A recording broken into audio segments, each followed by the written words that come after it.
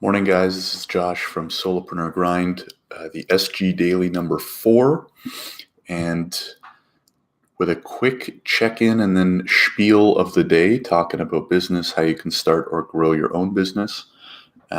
This week is going well. Client work coming in a pretty steady stream, which is important depending on whether you're running a product company, service company. With services, especially if you're fulfilling a lot of the services, definitely important to try, if you can, and maintain like a steady stream or steady growth.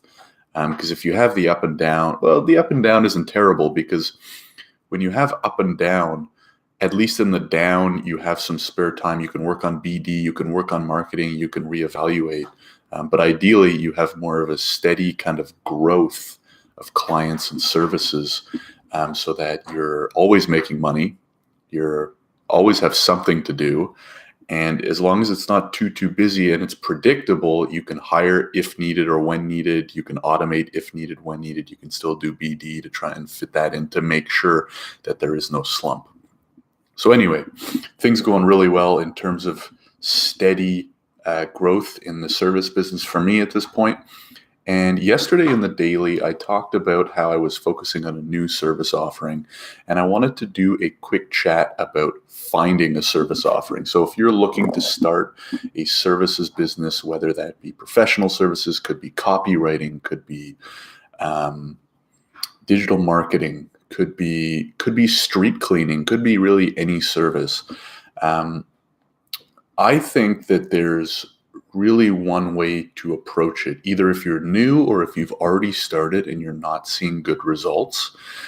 Generally, what you'll see is the reason for that is someone hasn't narrowed down one really clear service offering that provides value. And so there's two parts to that. Number one is you got to make sure you're in a niche and or providing a service that really provides value to people. So if you just stick to number two, which is a very clear service offering, that's great. But if nobody wants it, or it's in a niche that doesn't really exist or have any demand, then it doesn't matter how good your service is, because no one's going to buy it. So think about those two elements. If you want to get started right now, or you have started and you're not seeing results, what niche are you in, and what's your target market? Is there a target market that really wants your stuff?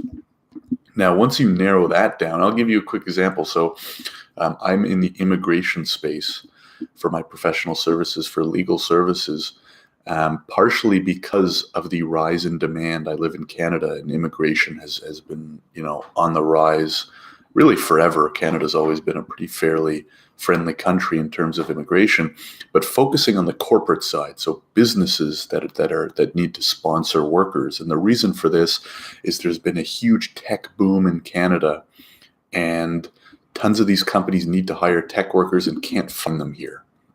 So there's the niche, and it's pretty specific. The more specific you can get, the better, because then step number two, creating your offer, you can be even clearer because you have a very specific niche that you're in.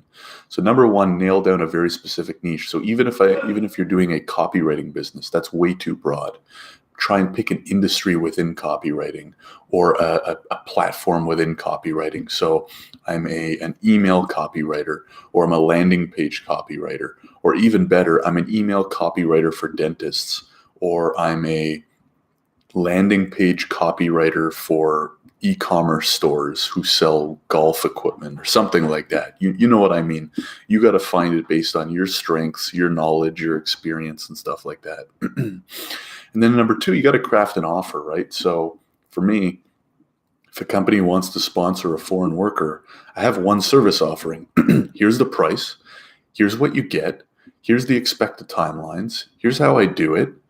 And because it's so clear, the question is yes or no, right, to the client. The question isn't, well, what do I need? How much do I want to pay? Blah, blah, blah. The question becomes, once you have that sales call with them or send them an email with all the info, it's a yes or a no. They either want it or they don't, which makes the easier you can make the decision for the buyer, the better.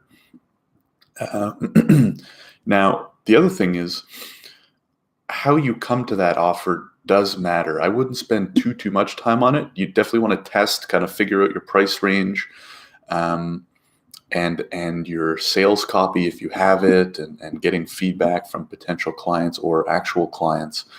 But based on the niche and the industry and the service, you really want to map out at least, I would say, 1 to 3 clear service offerings and test them, see which ones work. So I tested out a few in actually 2 different niches, and this was the one that kind of stuck and took off. So you don't actually have to just create one and stick with that forever. And probably in tomorrow's daily, what I will talk about is how I approached getting to mine, and what you can do to find yours. So anyways, want to keep these nice and crisp. We're at just about the 6-minute mark. Hope you took some value out of that, and I will talk to you tomorrow. Take care.